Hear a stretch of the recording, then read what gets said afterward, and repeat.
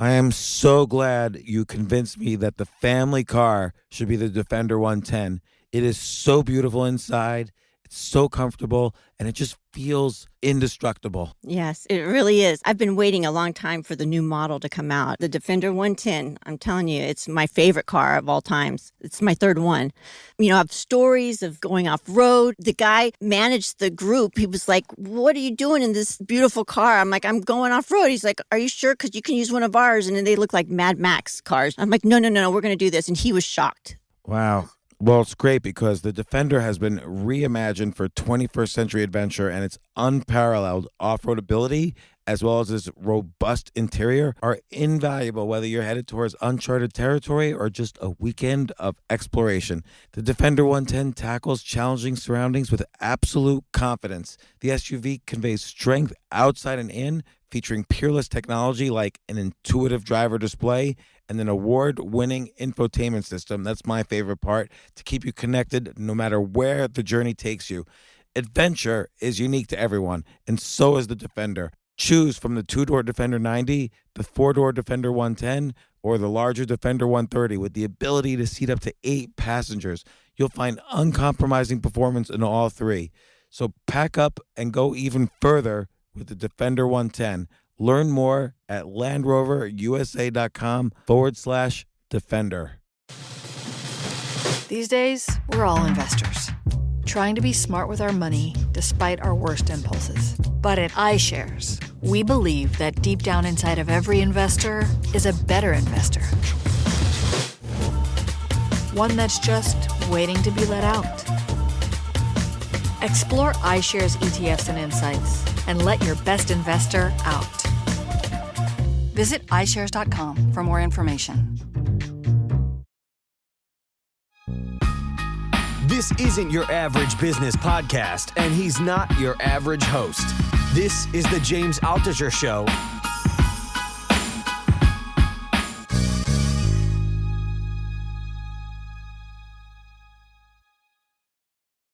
So, welcome to the newest episode of Ask Altucher. I used to do this as like another podcast, and I did it for about a year or so, a couple hundred episodes, did 3 times a week, and people would ask me questions, or they would email questions or ask me questions on Twitter, and then I would just answer them.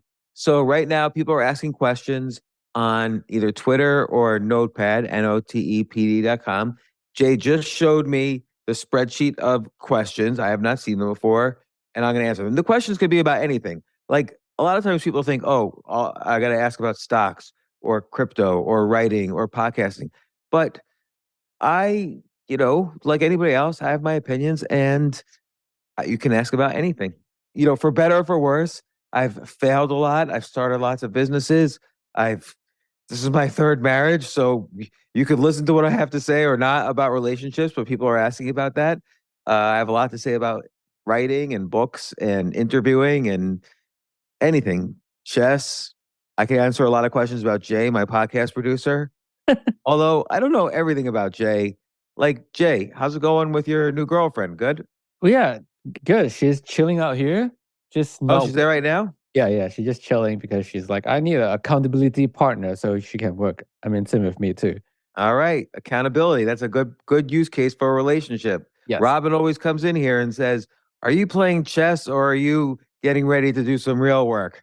So here we go. She holds me accountable. You need someone to check in on your life once in a while. Yeah. That's very important. It's just like, you are who your 5 closest friends are, right? It's true. And you are who the several trillion bacteria in your body are. Yes. But I have a question for you, James. I briefly spoke about this before the show. Do you think entrepreneurship or entrepreneur skill is innate, or do you think it's influenced by environment? Well, the reason why I ask this is because I grew up in a family that always believed in working 9 to 5 on a steady job and have saving, and that's it.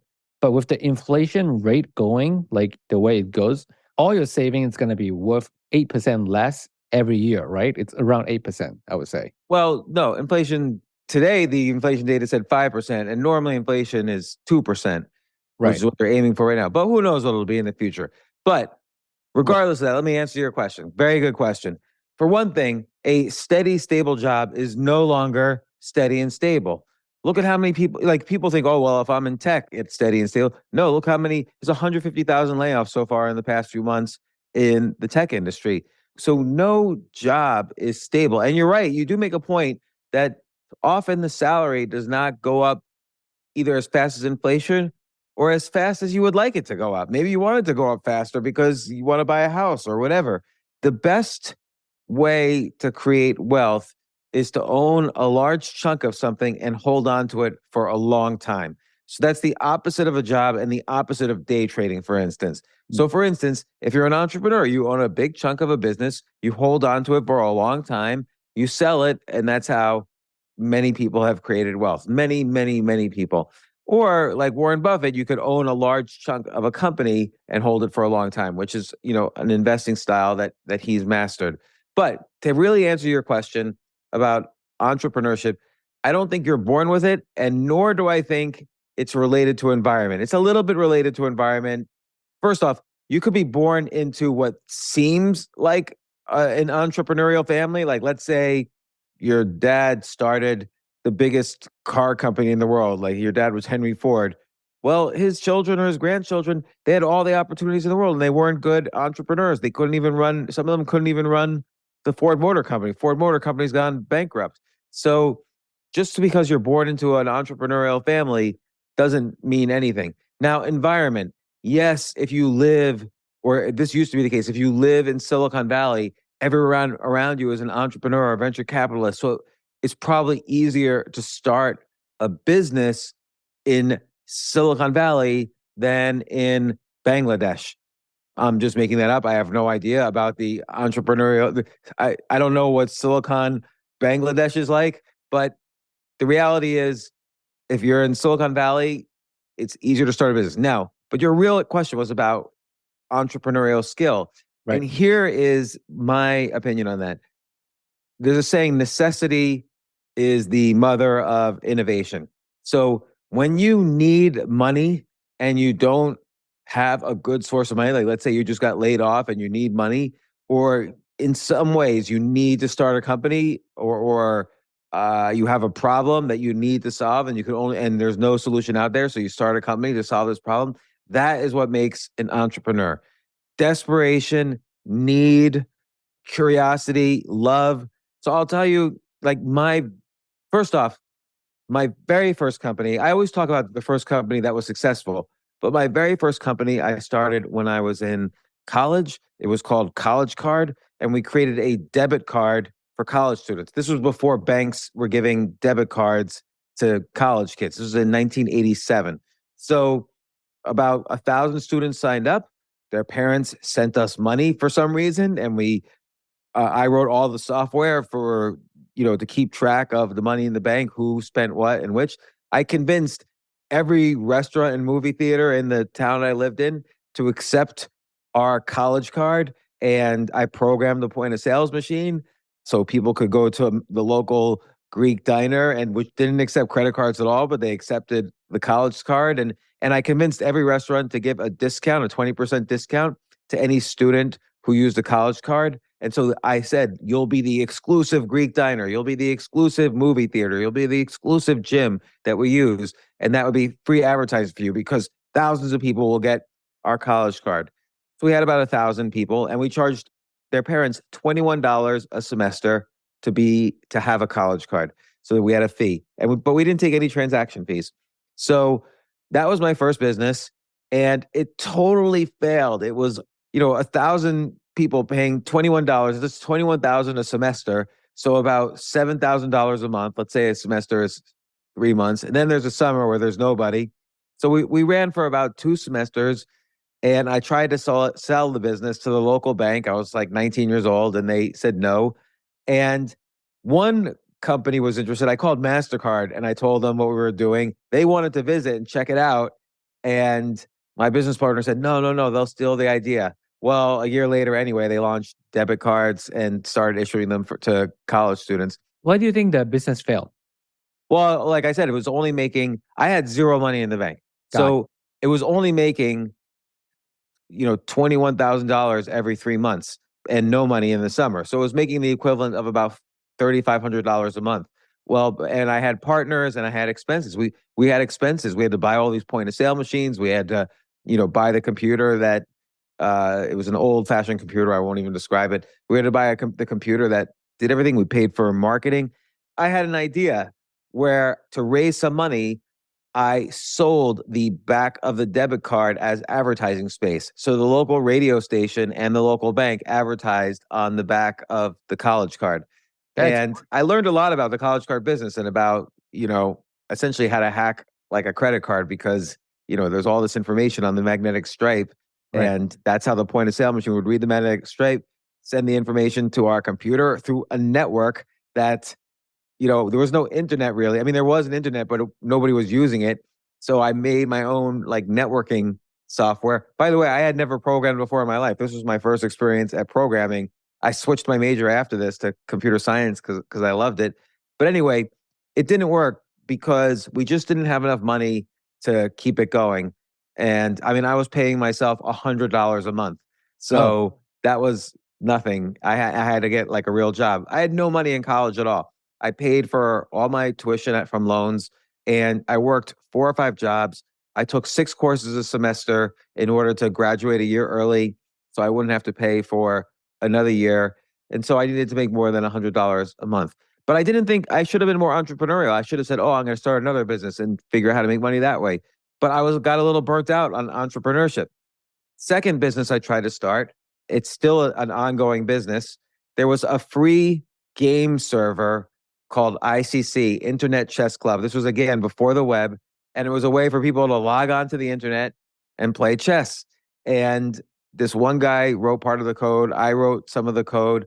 Danny Slater, who was the professor at my school. This is when I was in graduate school. He started the whole thing. And then I suggested to him, let's do it as a business. So we figured, okay, let's do it as business. But I lost interest. And I more enjoyed playing chess on ICC than running it as a business. Do you sell your part though, or did they not make any money?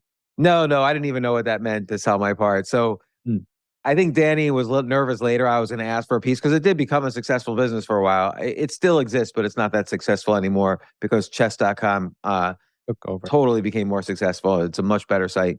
But so that was the second one. And by this point, I kind of got a little burnt out on entrepreneurship. I said to myself, never again. I don't even care about money that much. And so just a little brief history. Then I got 2 job offers in New York City. One was JP Morgan and the salary offer was $80,000 a year, which in 1994, this was like a lot of money. My highest salary before then was like $27,000 a year as a programmer after I left graduate school. So I got a job offer for $80,000 a year from JP Morgan with bonus, and there would be a bonus to come. And then I got another job offer from HBO for $40,000 a year, and I took the HBO job for half the money. It's not enough money to live in New York City, as you know. Oh, I know very well. Yeah, and it wasn't even enough money then. It certainly is not enough money now. But I took the HBO job because I wanted to stay true to myself. I loved HBO's TV shows. I thought they were the only creative television network at that time. And I was really impressed with them also, how often the heads of other media companies started their career at HBO. So they were doing something right. They were like a training ground for CEOs of other media companies. So I knew this would be like a good place for me to go. And also I was really interested in writing. I was writing every single day. So let me ask you one thing, James. Mm-hmm. You didn't take the JP Morgan job, right? So right. What if we go back time, you took the JP Morgan jobs. Remember, we have a Wall Street Insane series, right? Talk about fraud and all that stuff. Do you think you would be one of the person that became insider trader? No, because it was an IT job. Well, first off, I would never do insider trading. Believe me, I have had, I ran a hedge fund. So I have had many opportunities to do insider trading. I never have done anything even remotely illegal. Yeah, well, remember the episode with Kelly, Richmond Pope, some they have the accidental perpetrator or whatever. Yeah. Yeah. So like, do you think you would fall into that trap at all? No, Like, no. you're not doing anything, but like, would you accidentally? No, because for two reasons. One is, as we described in the Wall Street Insane series, we had so many opportunities to Right. break the law, and we were the only hedge fund we knew that never broke the law. Like Okay. we were too innocent to a fault. Like we couldn't break the law even if we tried. Second, I would have been in the IT department, which is not like where all the insider trading stuff happens. I would be making the trading software maybe, or doing some other boring job. I don't even know what I would have been doing there, but it would have been boring. I would have had to wear a suit every day. I would have had to, and I would have done nothing that I enjoyed for years and years just for the money. Have you not watched Mr. Robot? No. Okay, never mind then. Then the jokes wouldn't land. Yeah, because Mr. Robot in what happened is become a hacker from a bank or whatever. I know that much of it. But let me finish the entrepreneurial thing. Whether how entrepreneurials are made and not born, or not the environment. So I really loved the web at this point, and nobody had a website. I had to convince HBO to buy HBO.com. Somebody else owned it. Guess how much they paid for it in 1995? I would say $3,500. $250,000. Gee, wait, what? Holy Yeah. shit! But Yeah. was that before the dot-com boom, right? Yeah, it was before. Everybody thought it was going to be just a fad. Like nobody had a website. And so I made HBO's first website. That's a whole other story. I'll talk about it some other time. Then my sister calls me. She tells me my brother-in-law is having troubles with his business. He was like a graphic designer. He made something called CD-ROMs. Can I help him? And so I showed him this brand new thing called the web. He had never heard of it. So he's playing around. He got obsessed with it. He got really good at like designing for the web, but there were no websites. But then American Express wanted to build AmericanExpress.com. So they called their accounting agency, a firm called Arthur Andersen that has since gone out of business.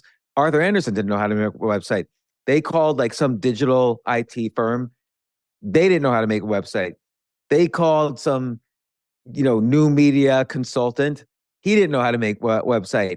He called my brother-in-law, who knew how to design for a website but didn't know how to make a website. He called me, and suddenly I reluctantly said, okay, I'll do it.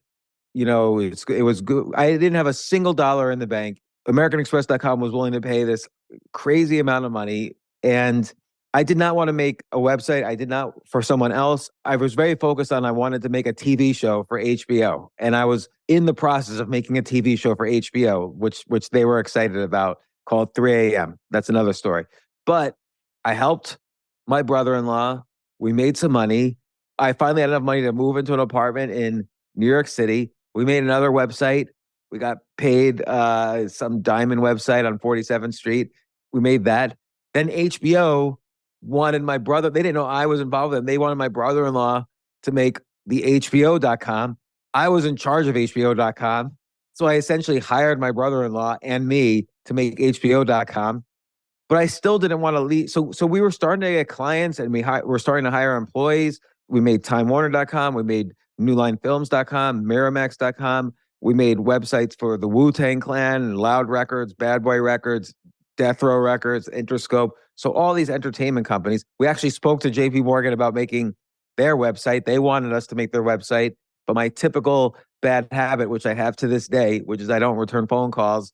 I forgot to return their phone calls. And so we lost the JP Morgan deal. But it was miserable. I was miserable because I didn't want to leave my job. I loved working at HBO, and I was pitching this TV show. I wanted to make a TV show. So for 18 months, I stayed at HBO, and then all night long, I would work at this business on the side I was starting. I felt I would work there until my brother-in-law had enough employees and wherewithal to run the business on his own. But I turned out to be the main salesperson for, like I would work at HBO, then I would go to the bathroom, dress up in a suit, and go across town to, meet with some ad agency about doing websites for all their clients. So I was juggling at the same time. Like I was working 20 hours a day, working a full-time job and being an entrepreneur. And then finally, I left. We had like 30 employees. I left to go full-time. The company was called Reset. And we built up. I was getting clients all over the place. We sold a year after I started there full time, and it was hard, but that's how I became an entrepreneur. It was basically necessity. Like I was helping. I had a combination of I loved this brand new technology, the World Wide Web, triple W dot whatever. I knew how to make a website. There were 5 people in New York City who knew how to make a website at that time. I needed to help my brother-in-law because I wanted to be a good family member. And I should mention, he didn't really speak English, so he really couldn't do sales. So he needed me to do the sales, and also I was the software guy, so I would do the software, and we grew a business. And so finally, it was enough money. I had to go full time, and that was that. That's how I kind of became an entrepreneur. I had a couple of failures, and then had that success.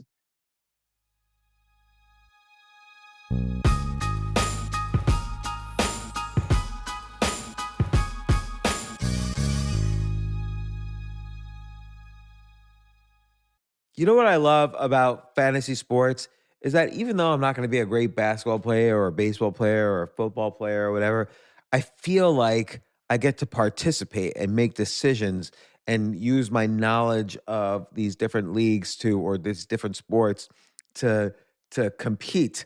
So it's like I can pick my team or I can pick my favorite players, and I could use my knowledge to make predictions and maybe even make money. So with the basketball season here, you can now pick combo projections across football and basketball from the Specials League on Prize Picks. This is a league created specifically for combo projections that include 2 or more players from different sports or leagues. Want to play alongside some of Prize Picks' favorite players like rapper Meek Mill and comedian Andrew Schultz, who's also been a guest on this podcast, and I've been a guest on his? You can now find community plays under the promos tab of the app to view entries for some of the biggest names in the Prize Picks community each week. Look, Prize Picks even offers a reboot policy so that your entries stay in play even if one of your players gets injured. For football and basketball games, if you have a player who exits the game in the first half and does not return in the second, that player is rebooted. Prize Picks is the only daily fantasy sports platform with an injury insurance policy. What?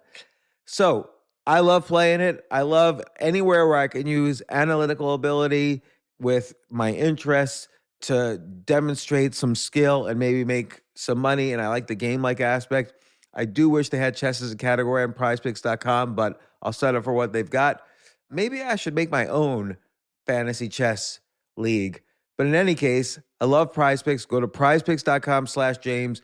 Use code James for a first deposit match up to $100. That's the easiest $100 you're ever going to make. So that's prizepicks.com/James and use code James. Daily fantasy sports made easy.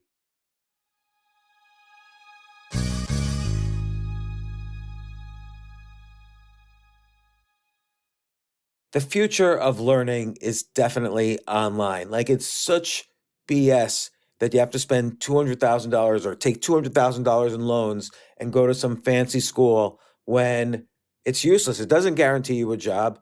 Most employers, including me, do not care about degrees or grades or anything like that. We want to care that you love what you're doing, that you know what you're doing, in some cases that you have experience or that you're willing to learn. But people in general love learning and are curious. Like, the key to success is curiosity.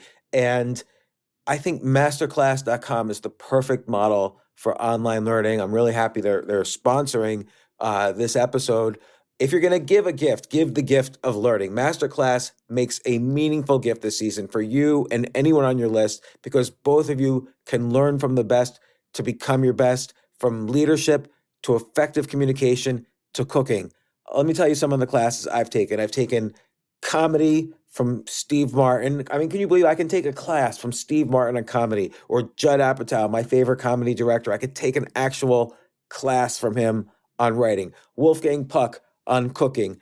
Dan Brown on writing, or Judy Bloom, who's been on this podcast, on writing. By the way, Wolfgang Puck also has been on this podcast. It's such a pleasure. I try to take classes all the time from masterclass.com. And whether you're watching Masterclass on TV or listening in audio mode in the app or on their site, the quality speaks for itself. It's like these Masterclass instructors are your own personal mentors that are going to help you reach the next level. How much would it cost to take one-on-one classes on comedy from Steve Martin or on chess from Gary Kasparov? You just wouldn't be able to do it. But it would cost hundreds of thousands of dollars. With a masterclass annual membership, it's $10 a month. Memberships start at $120 a year for unlimited access to one-on-one classes with all 180 plus masterclass instructors. So it's not just $120 for one instructor. You get all 180 plus masterclass instructors. Boost your confidence and find practical takeaways you can apply to your life and at work. And if you own a business or are a team leader, use Masterclass to empower and create future-ready employees and leaders. That's the real education in today's world. So this holiday season, you can give one annual membership and get one free at masterclass.com/JAS. JAS, of course, stands for the James Altucher Show. So right now you can get 2 memberships for the price of one at masterclass.com/JAS. Masterclass.com/JAS. Offer terms apply.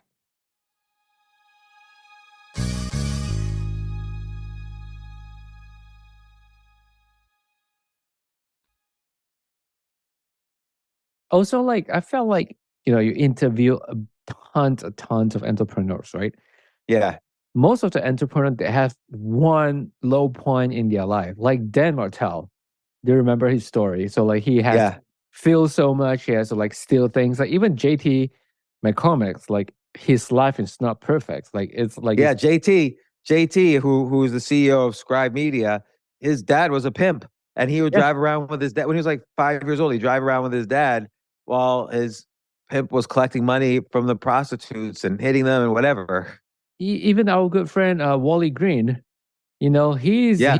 he was in a gang for a long time, and then now he runs. He own Spin, right? He owns Spin New York. Well, he's a partner in it. Yeah. Yeah, he partnered with Spin. So I felt like I just need to have a low point in my life, and then I can be an entrepreneur. Well, I don't think that's necessary. I think a lot of people don't have low points in their lives, but I think you do have to realize that the standard rules don't work. So the standard path that we all grew up with is go to college, maybe go to graduate school, get a job, work hard at your job, get promotions. Maybe once or twice in your career, you switch jobs to get a promotion or whatever, and then you retire. But college is less relevant than ever right now. I'm not going to make the usual argument against college, like do whatever you want, but trust me, it's less relevant than ever, while tuitions are higher than ever, and jobs are less stable than ever and make less money than ever versus inflation. So being an entrepreneur, it's important. It doesn't mean you have to start a 1,000-person company. It doesn't mean you have to raise a lot of money.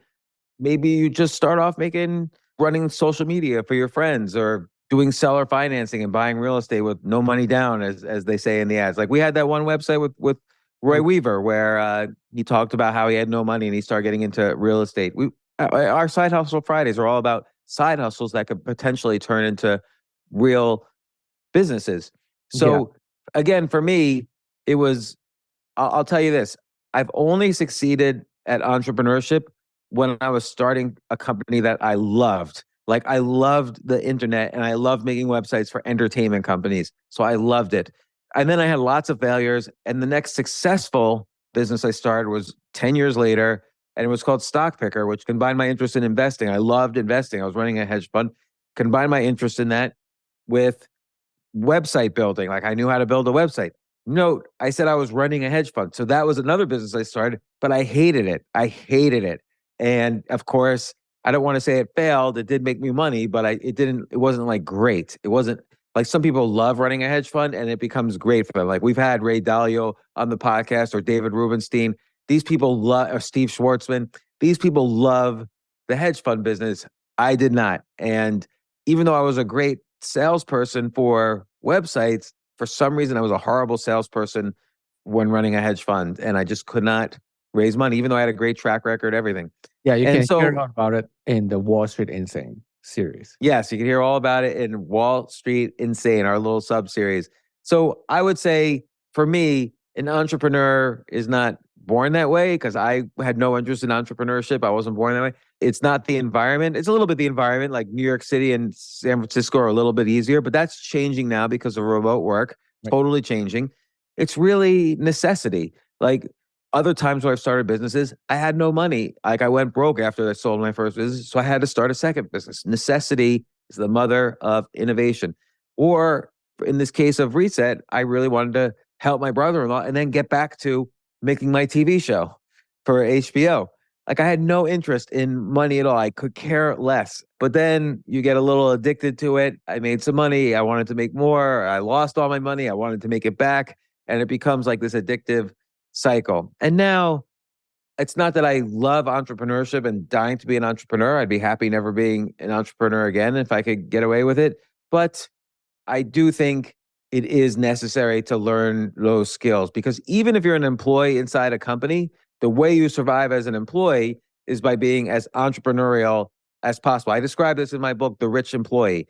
Originally, I would say, oh, you can't get rich being an employee. But now I realize you can, but you have to be very entrepreneurial inside a corporation if you're an employee. And so whether you're an employee or an entrepreneur, you still have to be very entrepreneurial and learn those skills, which means coming up with ideas, being very creative, being able to sell those ideas, being able to execute on those ideas, keeping the customer interested.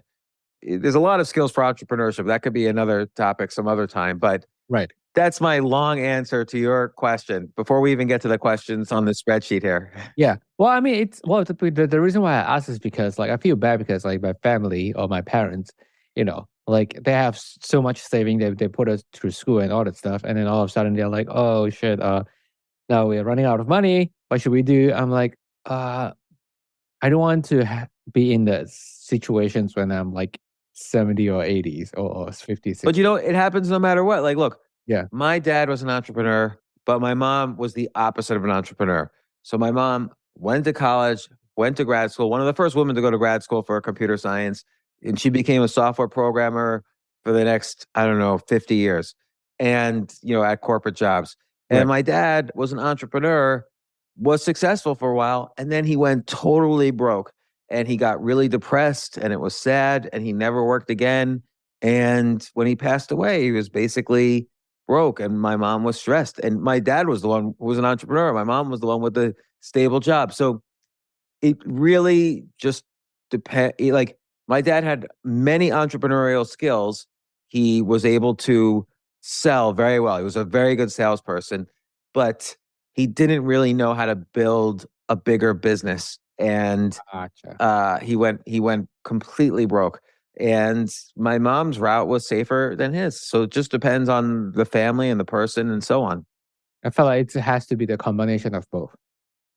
Maybe, yeah. I mean, I'm kind of a combination of both in that I'm not as optimistic as my dad was. My dad was always like, oh, we're going to get this client and it's going to be the biggest client in the universe. I never heard him say one pessimistic word. He was optimistic to the point of stupidity. And like he taught me chess. And as I was at first he was much better than me because he was a strong player and I was a beginner. But then as I got better, I saw, oh, here's how to beat my dad. He always sacrifices all his pieces because he thinks checkmate is going to happen instantaneously for him. Right. And as long as I just defended against his super optimism, he never knew when the attack was over and he would lose. So, and but my mom, the exact opposite. She would I remember with my hedge fund one time we lost a lot of money in 1 month, and she was like saying to me, "Just get a regular job already. Just get a job. You don't have these worries and stresses." Because I was crying on the phone to her, and she's like, "Oh, I hate to hear you like this. Just get a job." So there's a lot of skills. There's a little bit of luck involved, and you have to keep trying, and you will succeed as an entrepreneur with persistence. And if you don't assume you know the skills. Don't assume you're a good salesperson. Don't assume you're good at executing or negotiating or marketing or managing people or building your business or selling your business. Don't assume any of these things. Like read books, study other entrepreneurs. A good book about entrepreneurship we had on the podcast, Yuri Levine, the guy who started Waze and sold it for over $1 billion to Google. I think the name of his book is Love the Problem, Not the Solution. And that's probably the best book on entrepreneurship I've read. Not an inspiring book. It's very technical. Like this is the skills you need as an entrepreneur. And it's not like reading Richard Branson's memoir, which is a very inspirational kind of book. This was just like hardcore. This is what a term sheet looks like. This is how to do sales. This is what metrics you should use to judge your business. This is how you should hire people. This is how you should raise money. This is how you should sell your business. So read that book. I'm answering another question now. Somebody asked, what are their top 3 books for entrepreneurs? At the James AI, they ask. Oh, the AI version of me, which we created on Notepad, is asking this. So we fed the AI version of me like 1,000 of my blog posts, and now it's a super annoying version of me. So AI James asked, what are your top 3 books for entrepreneurs? So Yuri Levine, again, this is not like reading the Harry Potter series. It's not a fun book, but it's a good technical book about entrepreneurship. It really tells you everything you need to know. I would say other books that are good for entrepreneurship are not necessarily about entrepreneurship, but books that help you give you a vision of the world. So when I was first starting my first successful business, Reset, it was better for me to read about the internet than to read about entrepreneurship. Now, I did make a fatal flaw when I was running Reset. Again, I'll save that for another time. I didn't understand how businesses are valued, which is more art than science. And so I could have set my business up in such a way that it would have been valued 10 times or even 100 times more than it was eventually valued. So that was a skill I did not have. But in any case, it was very important for me to read and understand and have a vision of the world that we were not living in, but about to live in. So I had this strong sense that every company is going to need a website. 0 companies had websites at this point. American Express did not have a website. HBO did not have a website. But by the time I was finished with that business, every company was getting a website. So I predicted correctly, and it made me a lot of money. And while it's impossible to predict the future, if you really know a lot about something and you love it enough that you understand the subtleties in it, you'll be able to do some predicting of the future. So Yuri Levine's book. And then another book that really inspired me was The Rational Optimist by our good friend and podcast guest many times, Matt Ridley. And it's basically talks about how for the past 1,000 years or 500 years, every time things look really bad, particularly the past 100 years, every time when things look bad and everyone says, oh no, the dollar's going to zero, capitalism's failing, it's going to be a Great Depression again. I've heard people say that like every single year. He's a great writer, and he gives all of the reasons for optimism during every single period of history. And it really inspires me when I look at the history of events now. Even the history of events today, this book was written 10 years ago, but even the history of events today, I think about The Rational Optimist and what he said there. And look, we've even talked about on the podcast whether he's still an optimist. And he hemmed and hawed a little bit, but he still was an optimist. So that's the second best book for entrepreneurs. And then the third best book, I don't even know. Jim McKelvey's book, the guy who started Square, he wrote a really good book about the different models for entrepreneurs. And I wrote about his book and kind of summarized it in my book, Skip the Line. So, but I think you should read it from the original. Jim McKelvey, founder of Square, wrote a book about, different types of business models. And I thought that was very good. It's called the Innovation Stack. The Innovation Stack. I'm hesitant, though, to recommend an entrepreneurship book as a great book about entrepreneurship, because I like reading books about things other than entrepreneurship to get inspiration to be an entrepreneur. And Right. so, I don't know, whatever you love, read books about whatever you love, and that will give you inspiration to do what you love. Right.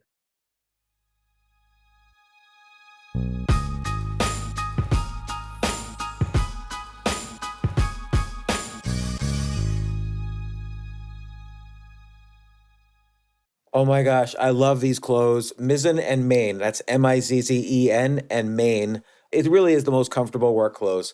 Travel clothes. I had to travel this whole week. I'm traveling for a week and a half, and I just took Mizzen and Main clothes with me. Close out 2023 in style with comfortable, breathable, packable, and machine washable pieces from Mizzen and Main. As you wrap up your year-end goals, enjoy a Mizzen and Main dress shirt that you can wear confidently. I like that they've very, very just nice, solid colors. I don't really like to get all fancy in patterns and everything, although they do have some pattern shirts, but very comfortable clothes, stretchable, pants. It's just super comfortable, but they look professional, and you can wear them casually or professionally. I like some of their flannel shirts or untuck shirts. I love untuck. I never tuck in. So again, whether you're shopping for a special someone or giving yourself the gift you really want, I just buy myself gifts. Mizzen and Main is the perfect gift for any guy who works, travels, and or cares about looking and feeling great. As you could tell by my many photos across the internet, I care about looking fantastic. I'm practically a model. And let's be honest, every guy loves to look great. So again, shop now at mizzenandmain.com and save 20% when you spend $130 or more using promo code James. That's promo code James at Mizzen and Main, Mizzen and Main.com.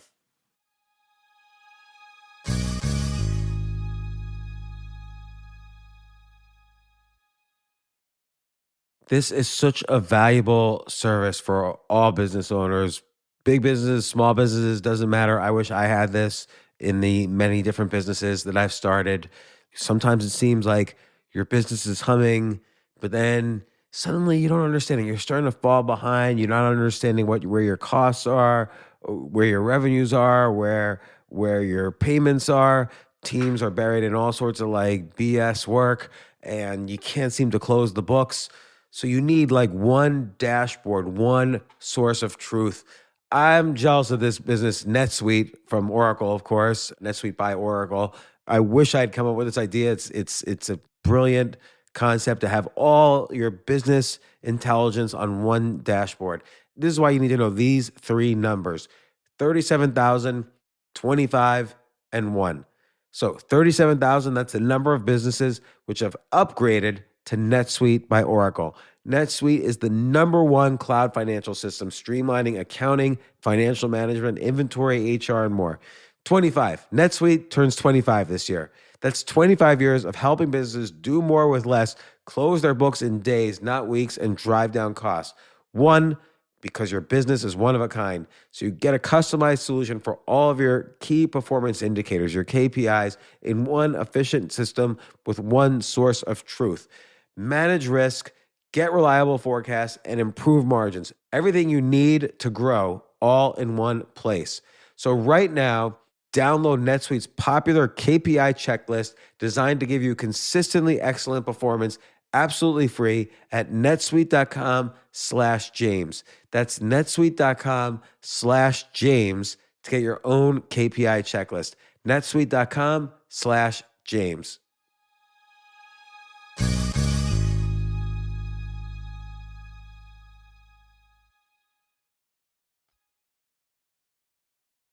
I felt like one of the biggest skill that, I mean, we're going to talk more in depth in another episodes. I feel like one of the most important skill that entrepreneur can have is language, not English or whatever. It's how you use the words, like precisions. Actually, Jay, I think you're right. Because look, if you cannot sell, Yep. there are many companies with good products that were never able to sell those products, and the companies failed. And there are many companies with bad products. Like, okay, this is not a bad product, but I'm going to use an example, which is Apple. So when Apple made the iPod, which was a device to listen to music, it was not original. There were already devices you could put in your pocket that could play millions of songs. There were MP3 players. Now, admittedly, the iPod, and this was a subjective thing, it's your opinion or not, the iPod had a nice design, but Steve Jobs was amazing at selling and marketing. Now, selling in terms of using language, okay, that's good if you're selling to other big businesses where you have to individually do it. But he was also really good at marketing, and he was really good at negotiating. So you're right. He was extremely talented with his use of language. Now, he had to learn that. He was always a good salesperson, but he was a little, kind of rough around the edges when it came to managing people and managing customers and so on. So that's why they fired him from Apple in the mid 80s. But by the time he came back to Apple, he had matured. He had started Pixar by then. He had started Next Computers by then. So he got a little bit more maturity, and he had a vision of the world, which is that everything you possibly could want to do should fit in your pocket. Like, watching movies, listening to songs, making phone calls, go surfing the web, writing documents. You could all do it for now from your phone. Don't I have an iPhone? This is an iPhone. Yeah, you have an iPhone. Yeah. I am his customer. And look, the iPhone is probably not even the best phone out there for all this. Probably Android is better. I mean, more people around the world use Android than iPhone. I think in the US, iPhone's more popular, but in the world, Android's more popular. Right. So who knows what's better, but he made a huge amount of money doing it. So Yeah. I think you're right. I think having an ability, that's why I was really glad I spent so many years writing, because that gave me good use of language for different purposes. And I was always very good at selling, except when it came to raising money for a hedge fund. And then I could not sell worth anything. Yeah, because this whole conversation remind me of Jonah Berger's latest book. Oh yeah, what is it, Magic Words? Yeah, Magic Word or whatever, because like he talked about how just changing like some word with like, rather than can you help me or be a helper, that sort of like convince the kids be a helper, and then they will want to do the chores. Then the kids, you just say like, hey, just help me do this. Yeah, instead you say to the kid, you're a helper. Yeah. Like it's the difference between saying I'm going to try entrepreneurship versus saying I'm an entrepreneur. When you say I'm an entrepreneur, you're much more likely to get involved in entrepreneurship. Yeah. I'm a writer is much better to say that than I'm going to try writing a novel this year. Yeah. Like I'm a writer, so that's what I do. And you identify with that a little bit more. Right. By the way, a lot of people want to be entrepreneurs. A lot of people want to be writers. A lot of people want to have a TV show. A lot of people want to have a hedge fund. I can tell you, it all sucks. It's all horrible. And I have nightmares about all those things, for instance. Not that they're so bad. Okay, although I just said they suck, so they are kind of bad. But it's just anything worth doing is very competitive. So you have to work really hard and you have to face failure all the time. So just as important as what you were saying, Jay, about using language, you have to get really good at riding that roller coaster of failure and success. And sometimes it's one step forward, two steps back. All of life has ups and downs. And there are so many times where I'm trying to get good at something, I'm trying to succeed at something, and it's one step forward, two steps back, a half step forward, three steps back, two steps forward, four steps back. And then finally things happen and it works out. Yeah. Or you quit and try something new. Yeah. And it's hard to know when to quit. Again, that's another topic. Yeah, this is exactly what I'm trying to do right now. I was never an entrepreneur, so I try to do entrepreneur. I start to sell shirts on Etsy, and I try to start writing a crossword puzzle book, and I'm trying to start a show. But none of that has any return yet, but who knows? Yeah, you have to try. Like in my first business, my first success was Reset. We didn't know, even though we had made tons of websites by this point, we didn't know if we were going to be successful or not. It's really hard. Again, I was working 20 hours a day.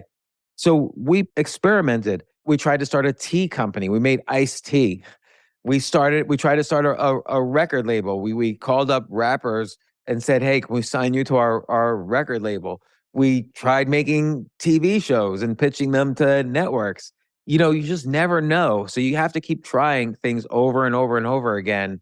And that's why I always suggest to people, before you need the idea muscle, the creativity muscle in your brain, exercise it, right? 10 ideas a day. And that's why we built Notepad, which is not a business. Lo and behold, we made a website that's just useful and fun to make. But notepad.com, notepd.com, try it out. It exercise your creativity muscle. Yeah. I feel bad. I sort of hijacked the whole Ask Altucher. The first episode of No, it's a good look, it's a really important question about entrepreneurship, and a lot of people don't know. There's so much to say about it. Like, I'll leave this question with one thing.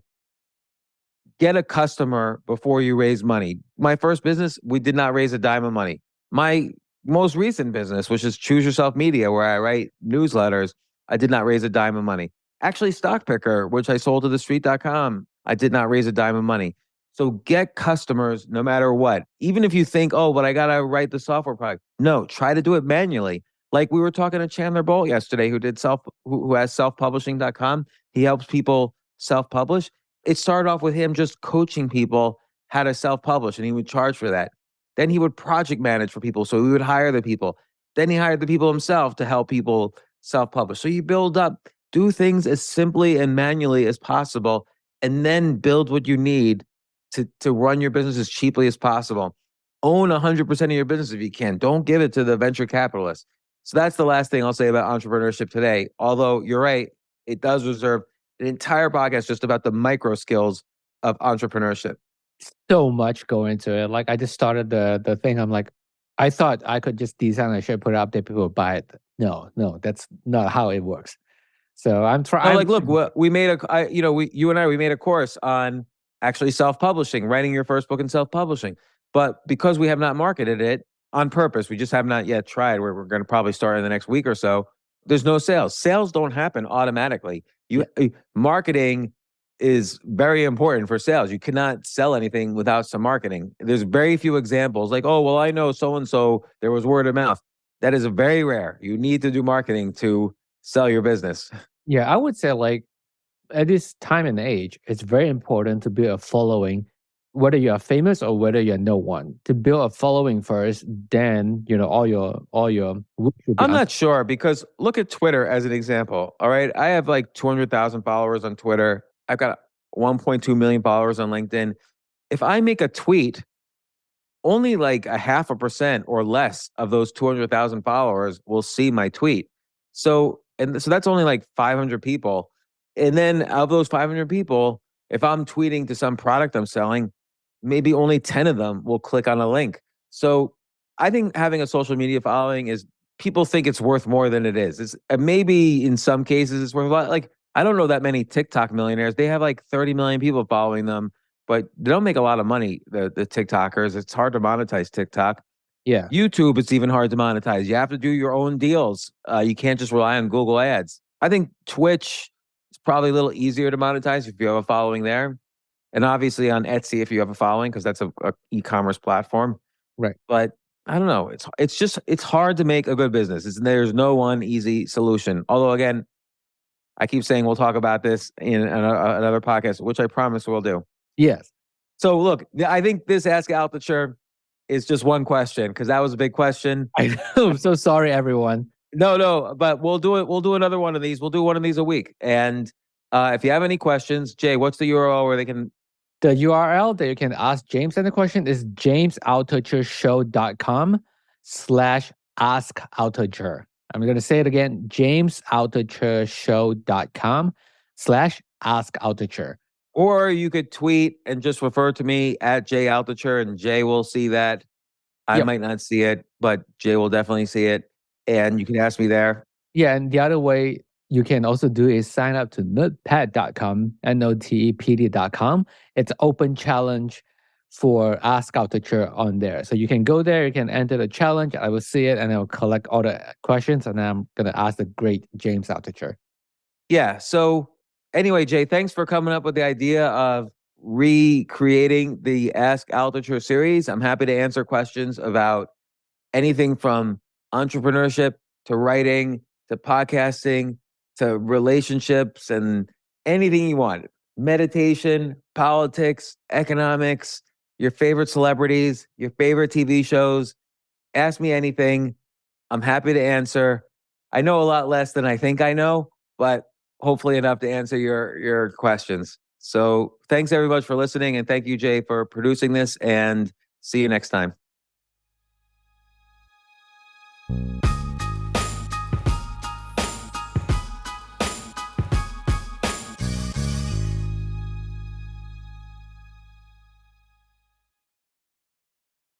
Your daily dose of gaming just got way more epic with the Snapdragon processor powering the Samsung Galaxy S23 Ultra. Snapdragon processors give you the premium mobile experience that triggers your inner champion. Whenever you want, wherever you want. Get ready for edge-of-your-seat performance, advanced customizations, ultra-realistic graphics, and adrenaline-boosting speeds that have the power to move you in more ways than one. Follow us on Instagram at Snapdragon Official. Make room in your closet, because Clear the Rack is on at your Nordstrom Rack store. For a limited time, find incredible deals on Wear Now styles. We're talking the latest trends from your favorite brands, now on sale for even less at Nordstrom Rack. Take an extra 25% off red tag clearance throughout the store, including styles from Vince Camuto, Mark Fisher Ltd, Stuart Weitzman, and more. All sales final. The best stuff goes fast, so shop this sale at Nordstrom Rack today. Please see nordstromrack.com or ask a store associate for details.